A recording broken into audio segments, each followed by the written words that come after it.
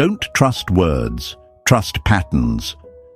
This isn't just a quote, it's your shield, your sword, and your silent wisdom when that message hits your phone. They'll text you, oh, they will, one day, one night, out of nowhere. It'll pop up like a ghost slipping back through a door you closed with tears and iron will.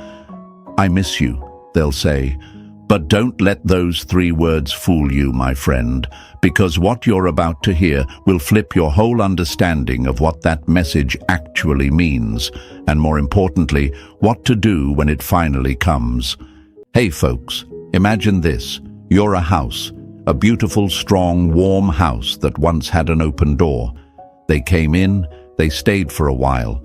Maybe they laughed, maybe they cried, maybe they trashed the place a little. But then they left. No warning, no explanation. They just walked out and slammed the door behind them. You spent months cleaning up the mess. You painted the walls with healing. You fixed the broken windows with strength. You found silence and made it sacred. And just when you light your final candle and sit down in peace, boom, knock knock. Hey, I miss you. But let's be real, folks. They don't miss the house. They miss the feeling, the comfort, the warmth they didn't have to earn. They miss how you made them feel, how you reflected their best side back to them like a mirror they didn't deserve. And now that you've boarded up the windows and changed the locks, now they remember? Nah, that ain't love. That's emotional convenience. My friends, let me break a lie right now. Just because someone remembers you doesn't mean they value you. Some people only return when the silence starts echoing in their own emptiness. Some people don't come back because they had a revelation. They come back because your absence became too loud. And I miss you is not always an invitation. It's sometimes a test of how far you've come and whether you're still vulnerable to the same emotional bait. So don't get caught in that trap. Don't let one message undo months of healing. You didn't fight your way out of emotional quicksand just to dive back in because someone learned how to type 3 words at 1:37 a.m. You're not a late-night thought. You're not a backup plan. You're not a just checking in after they've explored every other option. You are a whole damn force. Marcus Aurelius said, "The soul becomes dyed with the color of its thoughts." So if your soul is soaked in peace now, don't let their message repaint it with confusion. You are not here to play emotional ping pong. You're here to protect your peace like it's royalty, because it is. And maybe it'll sting for a second. Maybe that part of your heart that remembers will ache. But your strength, it's in the pause, the moment you don't react, the moment you smile, shake your head, and say, "Not this time." That's growth. That's power. That's Stoicism in motion. So here's what I want you to do right now. Drop this affirmation in the comments. I protect my peace. Say it like you mean it. Write it like a contract, because when they text, "I miss you," you're not replying with weakness. You're responding with silence or standards or both. Hit that like button if this already lit something inside you. Subscribe right now if you know deep down that your story is about to shift. Because in this video, we're not begging for texts. We're not waiting on ghosts. We're standing tall in truth. Stay with me. It's about to get real. Number 1. Why they text when you go silent. He who angers you controls you. Epictetus didn't say this to sound poetic.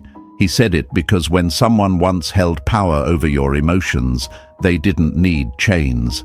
They used your reaction, your availability, your constant yes. And when you stop offering that, when you go silent, they panic, not out of love, but out of loss of control.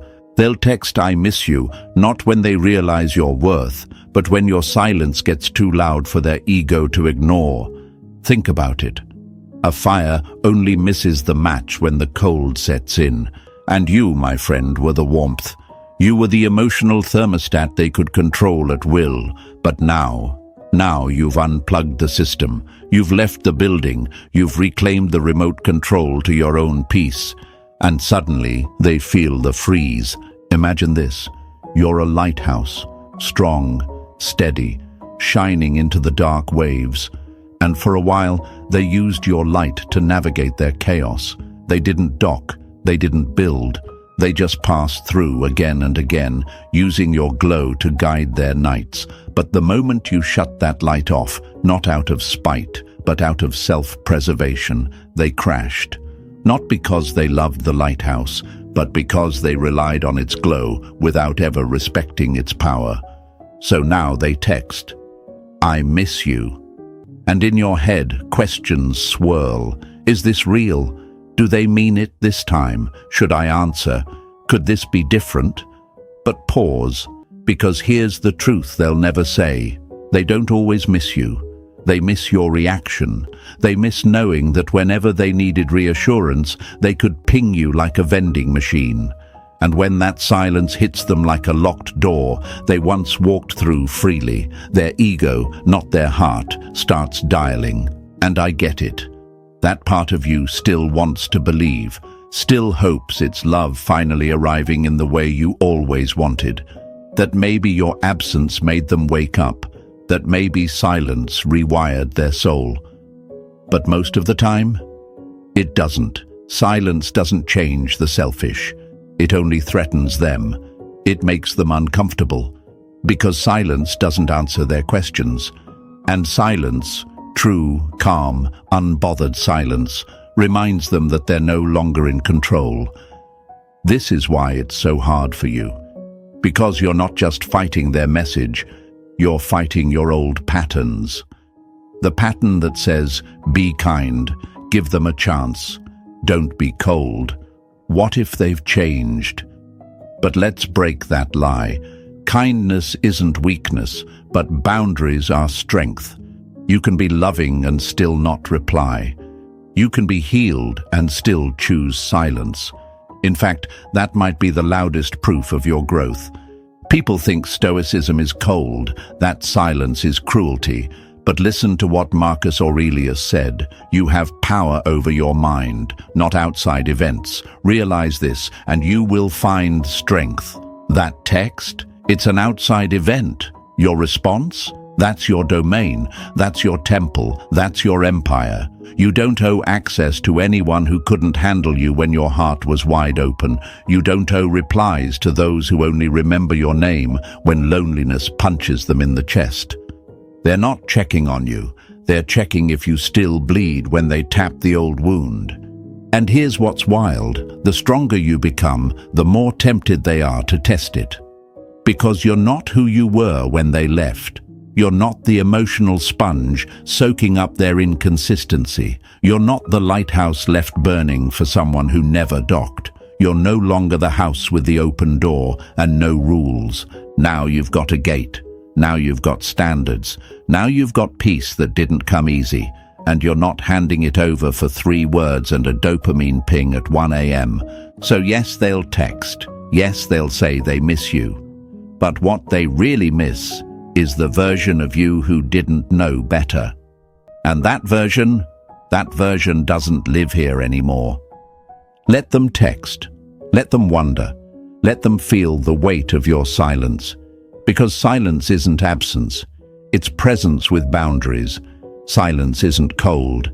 It's a decision not to engage in old fires that already burned you once. Silence is the wisdom you earned through nights crying alone, through days of self-reflection, through months of unlearning the belief that love means self-abandonment.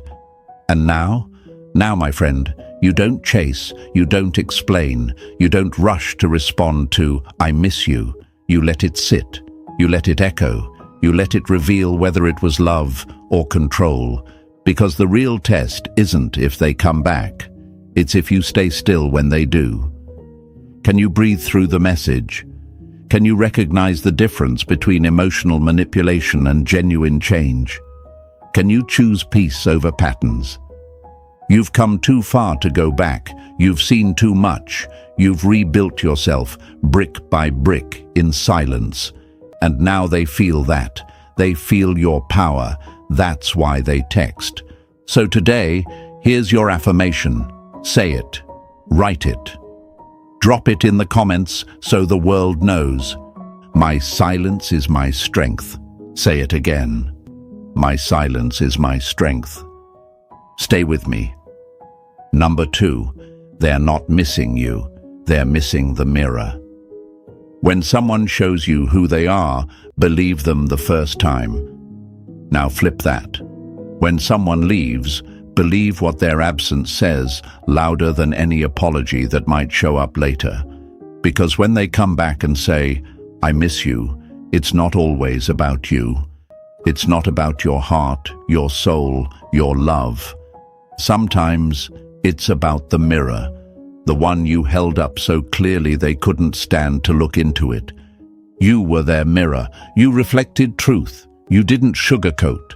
You gave them something real, your presence, your emotional labor, your consistency. You showed them who they really were when they were with you, and that's not always easy to face. Most people don't want growth, they want comfort. And the moment your reflection forced them to see their own emotional immaturity, their wounds, their avoidance, they pulled away. Not because you were too much, but because you made them feel things they weren't ready to heal. But now they text. Now they say, I miss you. And you wonder, do they mean it? Is this the closure you prayed for at 3 a.m.? The reconciliation you played out in your head like a movie scene you never got to live? Let's slow that down. When they say, I miss you, it's often not about depth. It's about memory, the memory of how you made them feel about themselves. Not in a way that challenged them, in a way that centered them. You gave them warmth without demand, understanding without limits, support without pressure. That's rare. And now that your silence has set in, now that the mirror is gone, they crave it again. Not because they've become someone better, but because they miss seeing their best self reflected back, even if it was a lie. Imagine this. Someone walks into a room with a cracked mirror. Every time they glance at it, they're forced to see the flaw, the imperfection, the broken line that runs across their face. It's uncomfortable. They look away.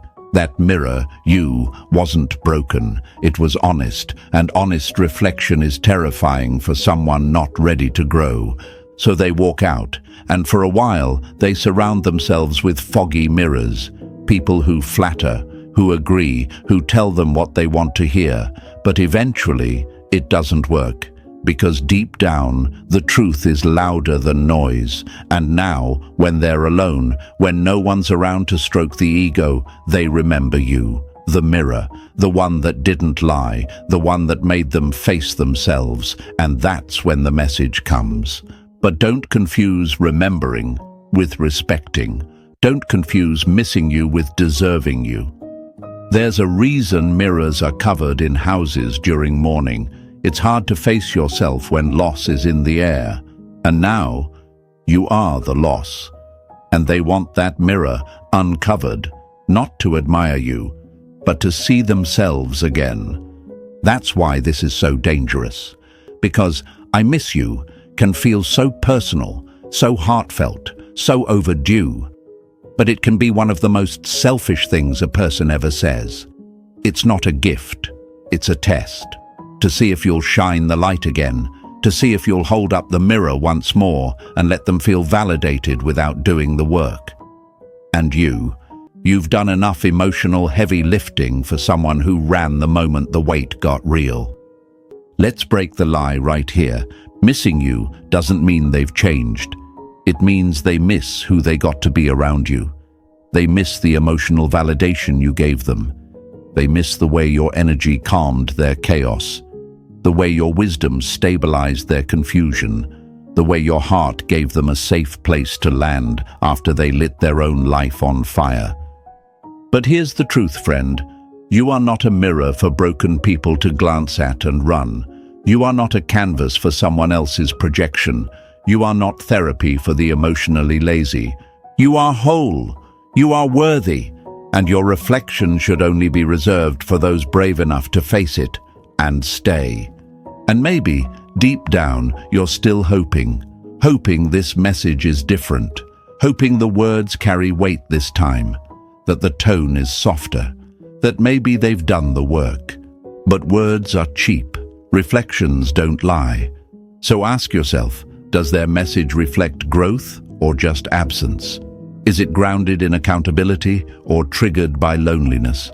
Are they reaching out because they truly miss you, or because they miss the emotional upgrade they got for free while treating you like a backup plan? You can love someone deeply and still realize they are not safe to be close to. You can remember the good and still protect yourself from the bad. And when they say, "I miss you," you're allowed to pause, not out of cruelty, but out of clarity. You're allowed to stay silent, not out of bitterness, but out of wisdom. This is hard, this is real, but it's also freedom. Because once you see what "I miss you" often really means, you start to value your silence more than their attention. You start to understand that missing someone doesn't obligate you to respond. You learn that love without self-respect is just codependence wrapped in fantasy. Let this moment be your power, not your test. Let it be your truth, not your trigger. You held up the mirror once, and they flinched. That's not your failure, that's their fear. And now your job is not to dim your light or soften your reflection. Your job is to stay in your truth, stay in your peace, and protect what you've built. If they really want back in, let them face themselves first. Let them earn the mirror, not with a text, not with a compliment, but with consistency, humility, and real growth. Until then, you keep walking, you keep growing, you keep shining, and I want you to drop this in the comments as a declaration to yourself and the world. I am not your mirror. Say it with your chest, say it for your peace, because you don't exist to reflect someone else's image. You exist to embody your own. Now breathe, and stay with me. We're about to go even deeper. Number 3. They miss the comfort, not the commitment. Love is not what you say. Love is what you do. And if there's one truth they'll never admit when they text you, it's this. They don't miss the responsibility that came with loving you. They miss the emotional comfort, the emotional room service, the way you were always there without asking them to grow. They don't want the whole meal. They want a free taste without paying the bill. Let's not play pretend. When someone says, "I miss you," it hits deep. It stirs up the memories, the what-ifs, the old warmth you thought you buried. But what they really miss isn't always you. It's how you made them feel safe, important, heard, validated, all without having to meet you at the same depth. And now that you've pulled that comfort away, now that your energy is no longer theirs on demand, they feel cold, not lonely, uncomfortable. Think of it like this. You were a fireplace, always lit, warm, reliable. They could come close when they needed heat, then walk away when the fire got too hot, too real. They didn't gather the wood. They didn't tend the flame. They just stood near it and soaked in what you built.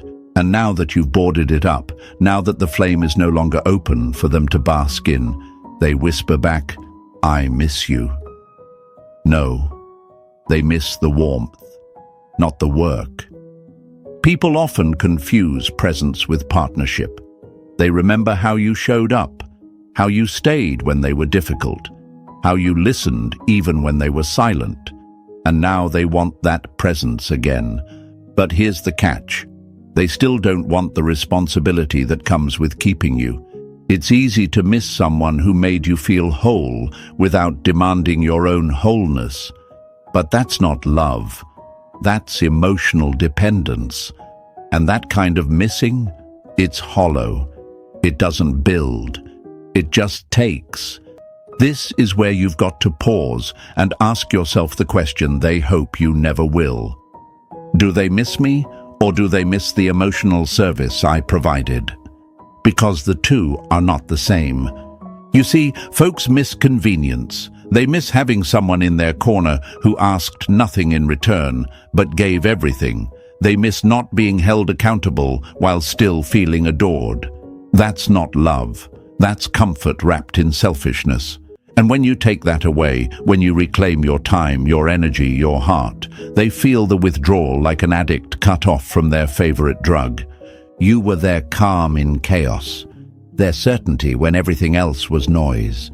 But when it came time to choose you, to show up for you, to carry even half of what you carried, they disappeared, ghosted, fumbled, chose silence. And now that you've found your footing again, now that you're not chasing, calling, overthinking, hoping, they suddenly miss you. No, they miss the version of you that tolerated imbalance. They miss the emotional security blanket. They miss the unconditional presence they took for granted. But they still don't want to earn you. They just want to feel good again at your expense. It's not easy to accept. It's not easy to admit that someone you loved deeply never loved you the same way, that they loved the feeling, not the person, that they were in love with the idea of being loved, but never ready to actually love back. And maybe you're sitting there right now, reading this, wondering, but what if they've changed? What if they realized? What if this message means more? And look, maybe people can change. But real change shows up in actions, not emotional breadcrumbs. Real change comes with apology, accountability, consistent effort, not just a text saying, "I miss you," sent from the same comfort they still hope to crawl back into without earning it. You have to understand the difference between hunger and value. Just because someone's starving doesn't mean they value what they're eating.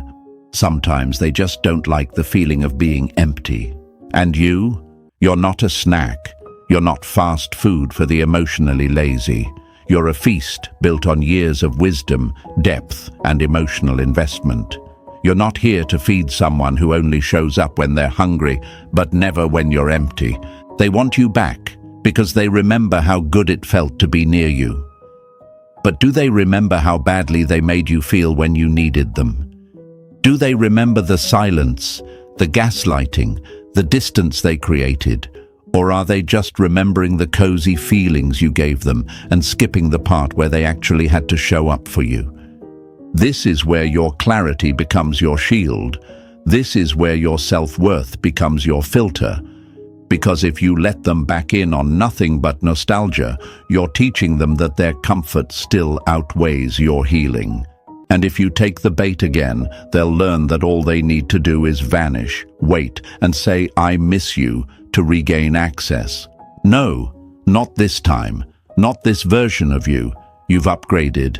You've healed. You've stopped being someone's emotional hotel where they can check in, rest, and leave without paying the cost of commitment. You're not comfort on demand anymore. You're not soft love for hard hearts. You're not peace for someone who brought you storms. So let them say what they want. Let them send their message. Let them remember. But you remember more. You remember the work it took to rebuild yourself. You remember the nights you almost responded. The days you stared at your phone, hoping they'd come back with the right words.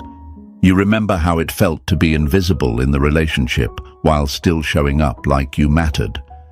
And now that you've climbed out of that emotional pit, now that you've found your footing, now that you've built peace with your own hands, you don't trade that for someone who only wants comfort, not commitment. Say this out loud. Write it in the comments. Etch it into your soul. I am not your comfort zone. Say it again. I am not your comfort zone.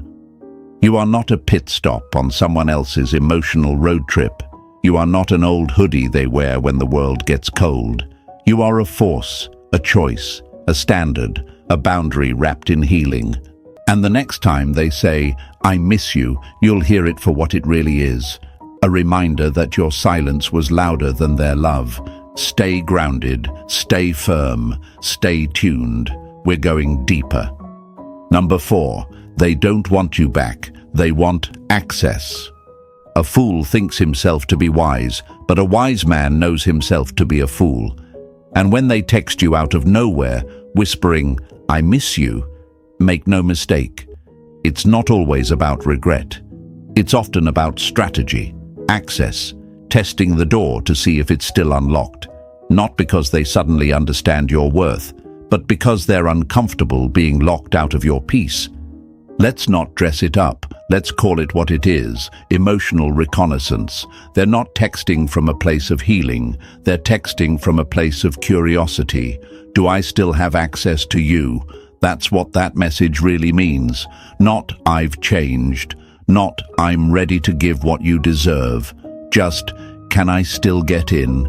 Imagine your heart is a gated sanctuary. It used to be open access. Anyone could walk in, take what they wanted, leave their footprints, maybe even damage the place. And you? You kept rebuilding, cleaning up the mess, leaving the gate open out of hope, out of habit, out of emotional hunger. But now you've locked it, put up boundaries, built a garden instead of a battlefield, and that silence, the one they used to mistake for weakness, is now roaring through their world like a storm they didn't prepare for. And in that silence, they reach for the gate. "I miss you," they say, but it's not a key. It's a knock, a test. They don't want the responsibility of entering your life again. They just want to know they can. Because here's what most people won't tell you. People don't always return when they're healed. They return when your energy is no longer freely available, when your attention is no longer validating their ego, when your emotional labor, once taken for granted, is suddenly scarce. Scarcity makes even the ungrateful curious. And that's when they crawl back. They don't want the full version of you. They want fragments, bits, the part that made them feel powerful. The version of you that replied quickly, that over-explained, that sent paragraphs in return to one-word answers, that asked, "Are you okay?" when they pulled away, instead of saying, "This isn't healthy." They're not after love, they're after the access they once abused. This is where your silence becomes sacred. Because silence is not passive, it's powerful, it's a boundary, it's saying, "I'm no longer a place you can just visit when you're bored, lonely, or looking for validation." You see, access is not affection, and emotional proximity is not love. When someone texts you out of the blue, it's not always because they've transformed, it's because your distance created a void in their life, not because they're ready to show up for yours. And what hurts is, you'll want to believe it's genuine. You'll want to believe they finally see you, that the space changed them, that maybe this is the breakthrough moment where they return with full clarity, full effort, full heart. But often that message isn't built on clarity, it's built on discomfort, their discomfort, with silence, with being ignored, with realizing that their grip on you is fading. This is psychological, it's not romantic. They're trying to see if the bond still exists, if they still have emotional power, if you'll still light up when they throw you a spark. And the moment you do, the moment you reply, they know, they still have access. And the cycle begins again. Let me break this illusion right now. If someone genuinely values you, they won't test your gates with vague texts. They'll show up with presence, with honesty, with an apology, not a check-in, with consistency, not curiosity, with action, not ambiguity. "I miss you," with no context, no change, no explanation, no accountability. That's not affection. That's entitlement dressed up as nostalgia. You don't owe them a reaction. You don't owe them reassurance. You don't owe them access just because they remembered your name when their phone got quiet. And maybe a part of you still aches, still wonders, still holds on to the idea that people return when they're ready. But some people don't return out of readiness. They return out of habit. And if you're not careful, you'll confuse familiarity with love. You'll mistake presence for effort. You'll interpret their curiosity as commitment. And it's not. Real love doesn't knock once and walk away when you don't answer. Real love stays at the gate and says, I know I messed up. I'll be right here until I prove otherwise. But I miss you with no follow-up, no accountability. That's not a romantic gesture. It's a digital echo, a noise from the past hoping to reopen doors it once slammed. You're not a doormat. You're not a safe house for emotional trespassers. You're not a revolving door for people who only value you when you're gone. So when that message comes, and it will, pause, breathe, ask yourself, do I feel seen or just summoned? Is this message about love or about control? Does this invitation bring peace or disrupt it? And if the answer shakes your peace, you already know what to do, because access is a privilege, not a given, not anymore. Not after what you've rebuilt, not after the silence that taught you strength, not after the loneliness that introduced you to your own company, not after the sleepless nights where you finally figured out you were enough, even if they never saw it. So when they say, I miss you, and you're tempted to fall back into old habits, stop and ask, do they want me, or do they want the version of me who didn't know better? Because that version is gone. That version grew. That version turned pain into power, and power doesn't respond to games disguised as gestures. Your peace is not public property. Your time is not available to the unaccountable, and your heart is not a hotel for half-hearted people. Say it in the comments. Say it to yourself. Say it out loud if you need to. Access is earned. Again, access is earned. Not begged, not borrowed, not assumed, earned. And until it is, keep the gate closed, keep the standard high, keep the silence sacred, because you are no longer reacting to energy that disrespected your presence.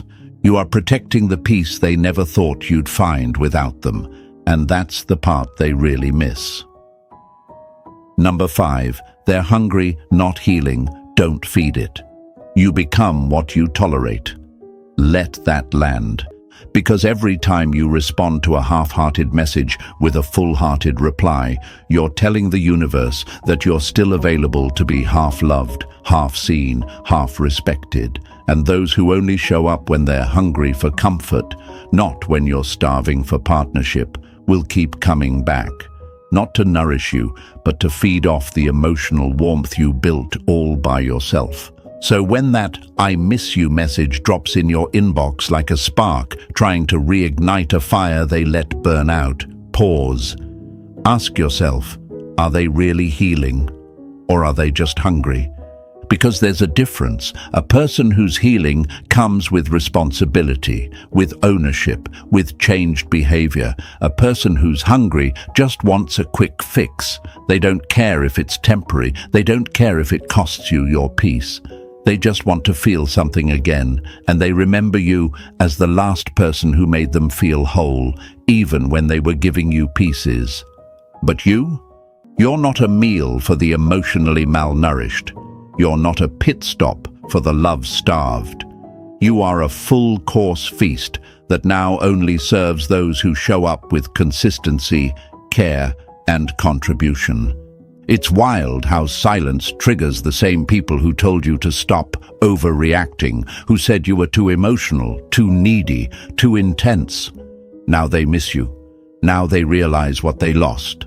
No, they realize what they can't reach anymore.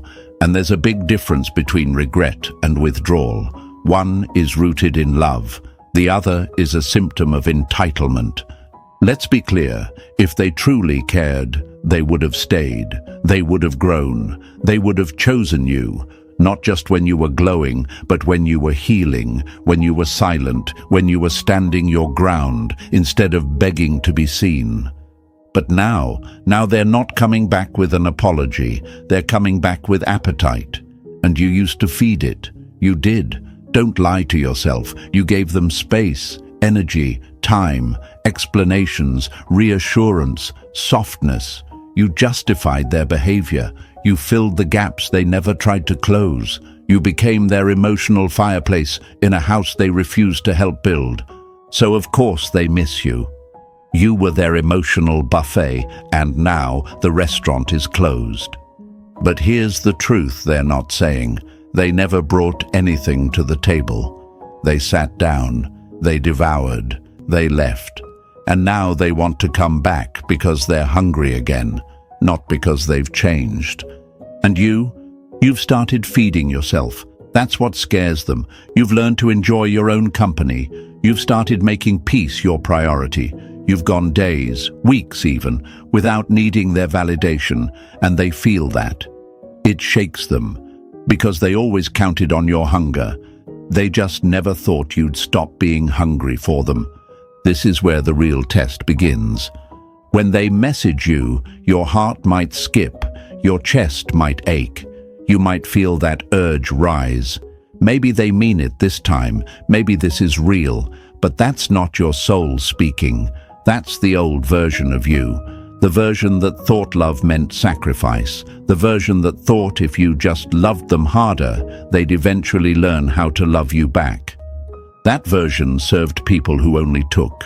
That version over-explained to people who under-delivered. That version would have answered right away with, "I miss you too." But not this version. This version doesn't starve anymore. This version doesn't settle for crumbs. This version doesn't mistake a 2 a.m. "I miss you" for emotional maturity. This version sees the pattern and chooses to break it. Because emotional starvation is not love, and you don't heal by feeding old habits. Let's say they do miss you. Let's say the message was sincere. Even then, what are they offering now? Comfort or commitment? Change or charm? Is it depth or just damage control? Don't confuse longing with love. Some people miss the idea of you, the access, the effect, the feeling of being desired. They miss the way you loved them in a way they never earned. But that doesn't mean they're ready. That doesn't mean they're safe. Real love isn't hunger, it's presence. It shows up when it matters. It does the work. It doesn't just crave your light. It comes with its own matchstick. And here's what nobody tells you. The more you feed someone out of your emptiness, the more they expect it. The more you explain, fix, chase, validate, the less they learn how to show up for you. You can't teach someone how to love you by abandoning yourself. That's not healing. That's self-betrayal. You want to know if it's real? Watch what they do when you don't respond. When you pause. When you don't jump at the bait. That's when the mask slips. That's when the true motive reveals itself. Because the one who's healing will understand your silence. They'll respect your boundaries. They'll keep showing up. The one who's just hungry will disappear again once they realize the emotional kitchen is closed. So when you feel that pull to reply, slow down. Breathe. Ask yourself, is this love or is this just appetite? Am I being seen or am I being used again? Does this serve my peace or just their pattern? Because your energy is expensive now, your heart is premium, your peace is sacred, and you no longer hand that out to anyone who shows up empty-handed and emotionally hungry. Say this with me. Say it in your room. Say it in the comments. Say it to your reflection. I don't feed what starved me. Say it again, louder, stronger, rooted. I don't feed what starved me. Because your healing wasn't a fluke. Your growth wasn't a phase. Your silence wasn't a punishment. It was preservation. It was wisdom. It was becoming. Let them miss you. Let them wonder. Let them sit in their hunger. But you keep nourishing yourself because you are not who they left. You are not what they remember. You are someone who no longer feeds those who only show up with an empty plate. Number 6. The real test isn't their text, it's your response.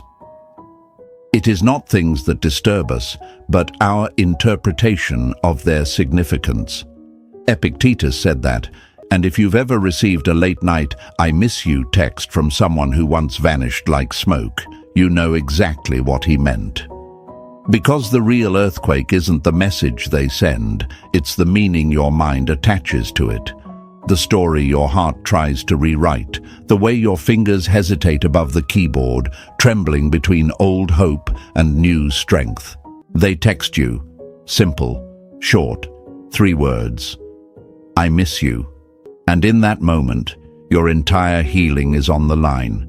Not because of their presence, but because of the power you give it. That message, it's not the test. You are. You are the one being measured, not by them, but by you. By the version of yourself you've become, by the inner boundaries you built brick by brick in the dark, because silence isn't just a strategy, it's a sanctuary, and now someone's knocking. The real question is, do they deserve to be let in? See, people think the test is whether someone comes back. It's not. Anyone can come back. Ghosts come back. Regret comes back. Boredom definitely comes back. But the real test is how you respond once they do. Not in words, but in energy, in boundaries, in discipline. You know what happens next.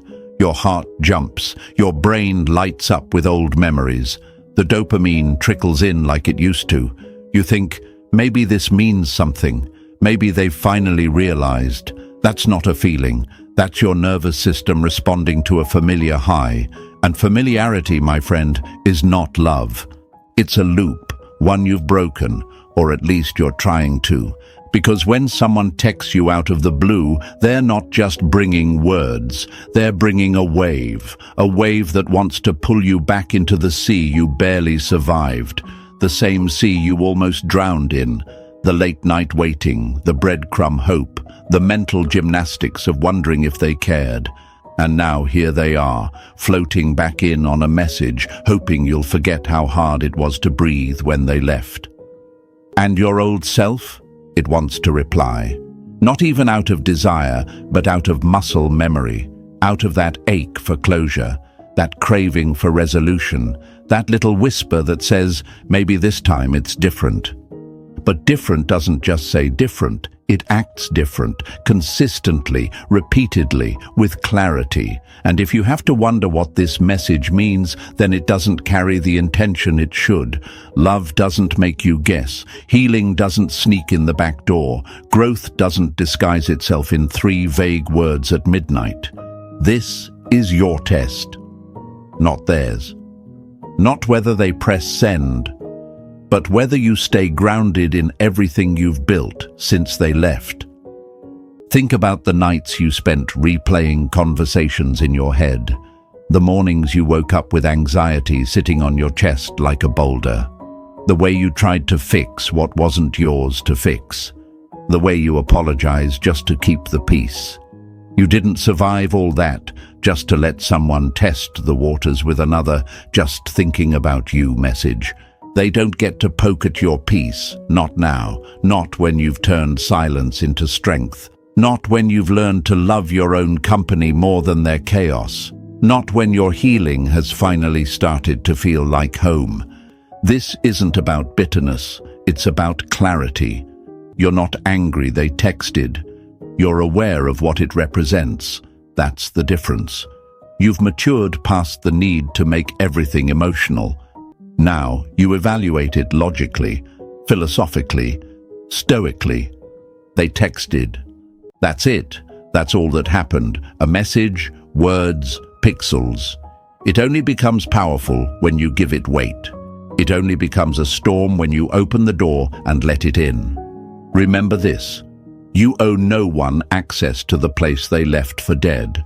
Your heart isn't a revolving door for ghosts who want to feel alive again. Your peace isn't a sandbox for someone who once kicked over everything you tried to build. And your silence isn't empty. It's sacred. It's your proof of growth. It's your proof of mastery. Marcus Aurelius said, "You have power over your mind, not outside events. Realize this and you will find strength." You don't control that message. You don't control who sends it, but you control how you interpret it. You control what it touches, how deep it reaches, and whether or not it shakes the foundation you've built. It's tempting, I know, to reply, to explain, to prove you're okay, to say, "I've moved on," in a way that still seeks validation.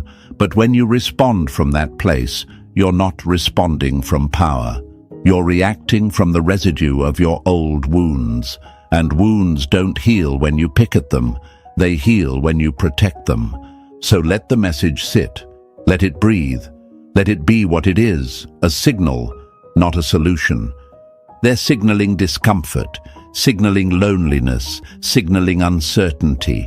That doesn't mean you need to decode it. It doesn't mean you need to fix it. It definitely doesn't mean you need to sacrifice your stability just to be the bigger person. This is your moment, not to prove your worth to them, but to prove your worth to yourself. Because self-worth isn't measured in who texts you, it's measured in who you no longer feel the need to respond to. Say this to yourself, and if it hits home, say it in the comments. Loud, clear, decided. My response is my power. Not the message, not their words, not the timing. Your response, the pause, the restraint, the silence, the awareness. That is power, that is wisdom, that is healing in motion. This is your test. Pass it in peace. Number 7. They always say, "I miss you," when you no longer need to hear it. We suffer more in imagination than in reality. Seneca. That's what this is, isn't it? A game between your memory and your healing, between the past that still whispers and the present that no longer begs to be understood. They always come back. They always say, "I miss you," when you've finally stopped checking your phone, when your mind no longer spins stories about what could have been, when you've stopped romanticizing the wreckage and started building something new without them in the blueprint. It's twisted, isn't it? The way they sense your peace, as if silence sends a signal stronger than a scream, as if the moment you release them energetically, something inside them wakes up, not from love, but from discomfort. They don't come back because they've had an epiphany. They come back because the space you left behind is louder than any words you ever said. They say, "I miss you," because you're no longer predictable, no longer available, no longer orbiting their emotional gravity. You've gone still, detached, centered, and that threatens the control they once had. Because let's be real, when you needed to hear those words the most, they were nowhere. When you were falling apart in silence, they were living like you didn't exist. And now that you've pulled yourself up from the floor, now that you glow differently, now they remember, "No, my friend, that's not love. That's loss." From their side, loss of access, loss of control, loss of comfort. They remember not who you were, but what you gave. And that memory doesn't taste like regret. It tastes like ego craving another bite of the person who once fed it without question. But this time is different. You're different. Because the version of you that waited, that version died in the fire they lit with their absence. The version of you that overanalyzed every word, every silence, every shift in tone, that version exhausted itself chasing meaning in chaos. And you finally learned, some texts don't deserve replies. Some people don't deserve return access. Some stories aren't supposed to get a second chapter. They're supposed to be finished, closed, put down, so you can write your own.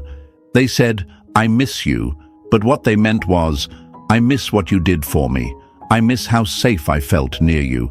I miss how I didn't have to change, and you still stayed." That's not a compliment. That's a confession, and you're not here to be someone's emotional security blanket just because they finally noticed the cold. Healing teaches you this. Closure doesn't come from the words you've been waiting to hear.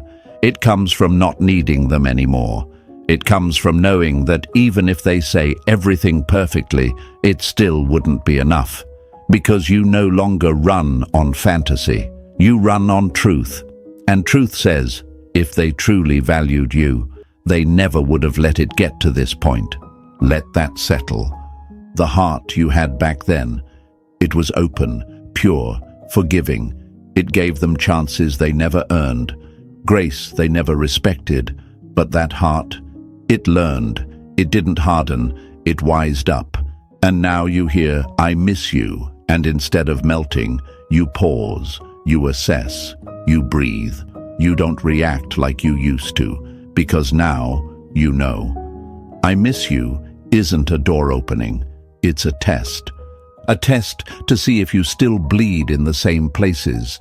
A test to see if your silence was just noise or if it was transformation. They don't expect the new you, the grounded you, the you that no longer needs their presence to feel whole. And when you don't reply, or when you do, but with boundaries, they'll feel something they never expected, rejection. Not because you're being cruel, but because for the first time, you're choosing you. Not the past, not the comfort, not the craving, you. And that's where the power lives.